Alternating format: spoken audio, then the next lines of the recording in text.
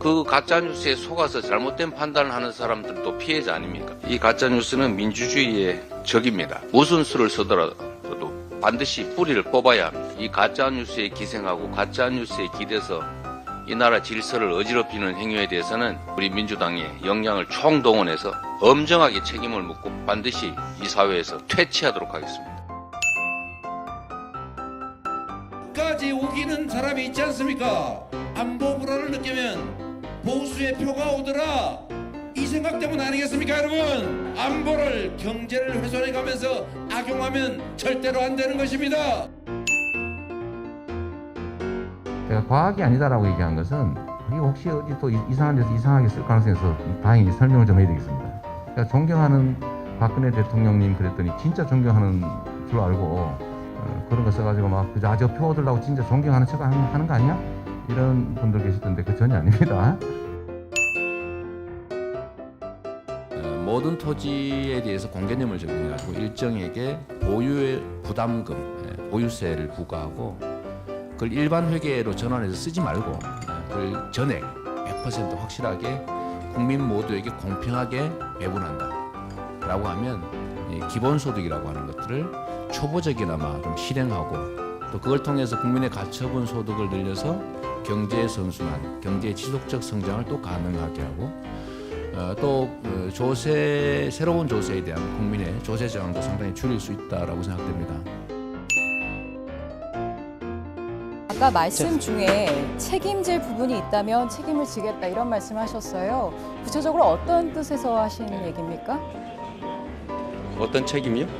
책임질 부분이 있으면 책임을 지겠다 이렇게 아까 말씀하셨거든요. 저는 그런 얘기 한 일 없는데. 예.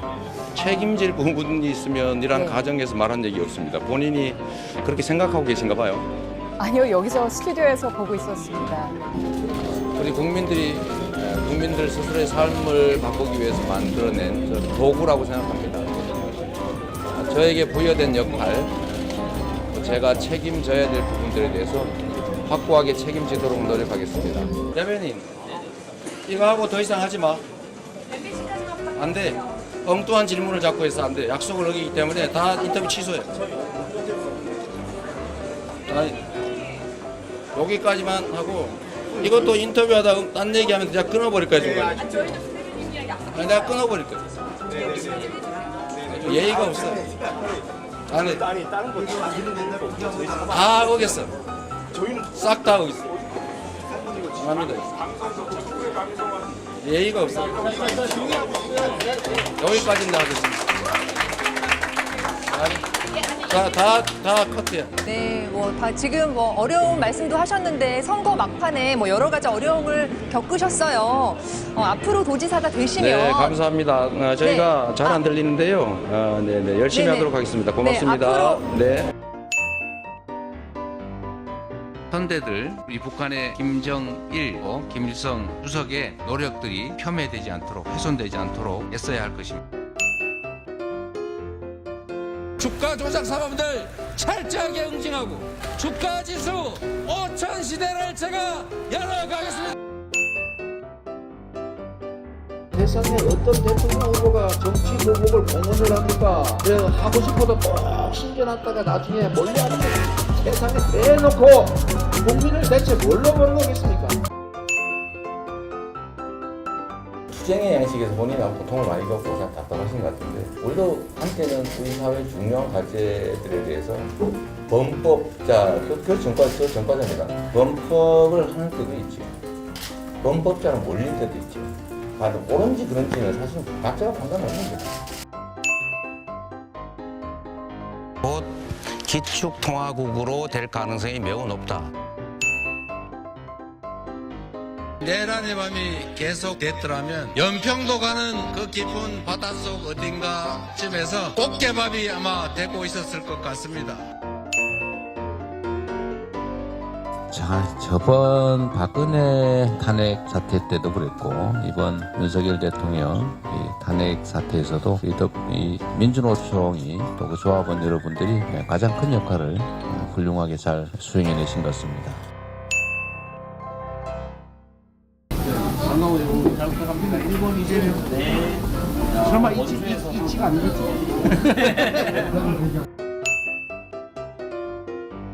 헌법상 의무를 이행하지 않는 중직무유기 행위를 하고 있는 것입니다. 직무유기의 현행범입니다. 지금 이 순간도 직무유기죄 현행 범죄를 저지르고 있습니다. 경찰이든 국민이든 누구나 즉시 체포할 수 있습니다.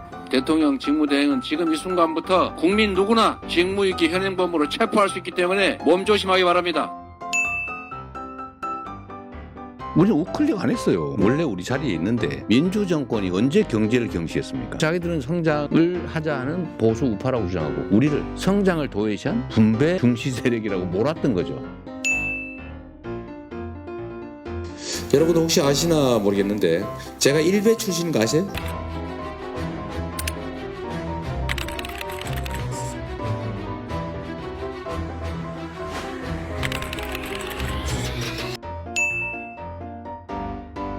중국이 지금 AI에서 앞서가는 제일 큰 이유가 네. 이 데이터 개방이 많이 잘 돼서 그렇다는 거죠. 네, 아무래도 중국 특성이 있으니까요. 네. 정말 공공 데이터 엄청 중요합니다. 그래서 이제 개인 정보를 보호하는 것을 최선으로 하되 데이터 개방은 확실히 필요한 것 같습니다. 잘 해야죠, 잘.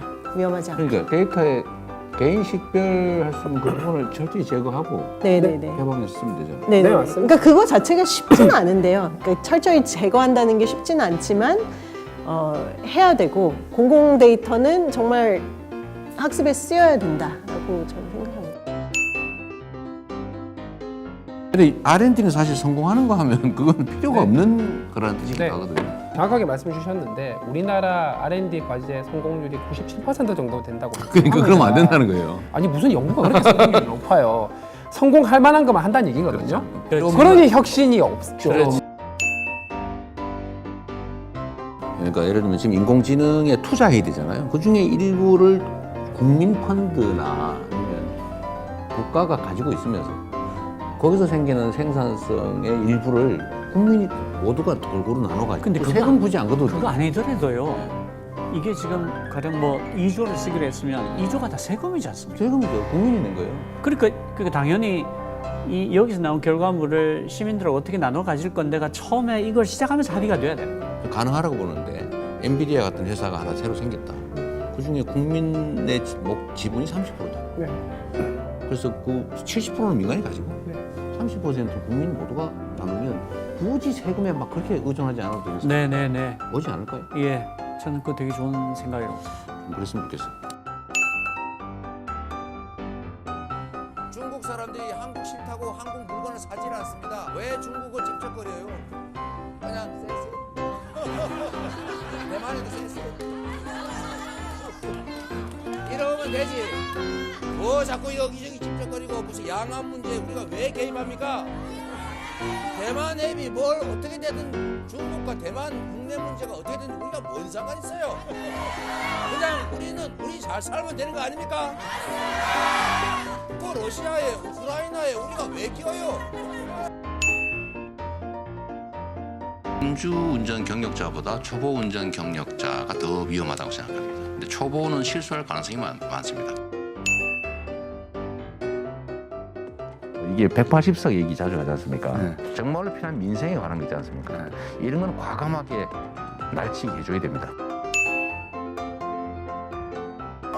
우리 더불어민주당도 천막 당사라고 하는 이런 비정상적인 조치를 하지 않을 수 없는 그런 상황에 이르렀습니다.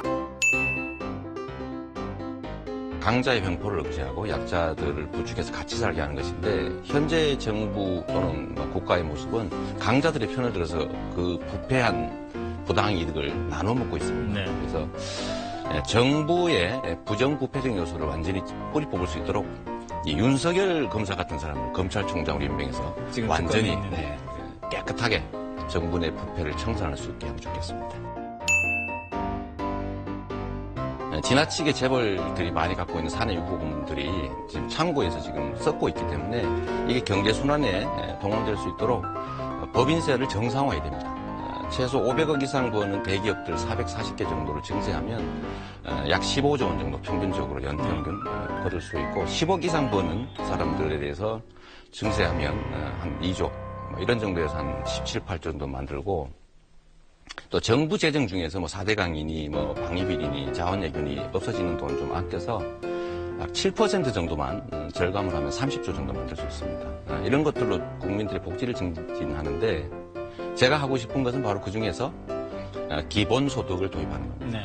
국민들 0세부터 29세, 또 65세 이상, 그다음 장애인과 농민 뭐 이런 쪽에 연간 100만 원 정도를 지불하고 또 그걸 상품권 형태로 지역에서만 쓸 수 있게 만들어 놓으면 550만 자영업자들의 연간 매출이 평균 500~600만 원씩 늘어나게 됩니다. 그럼 경제가 살아나게 되죠.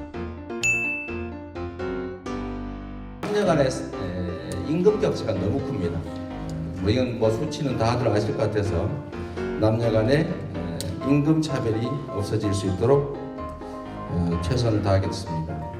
또 물론 뭐 경력 단절 문제라든지 출산 육아 부담 문제를 여성의 몫이 아니라 부모의 공동의 몫으로 또 거기에 더 나아가서 우리 사회와 국가의 몫으로 바꾸도록 하겠습니다.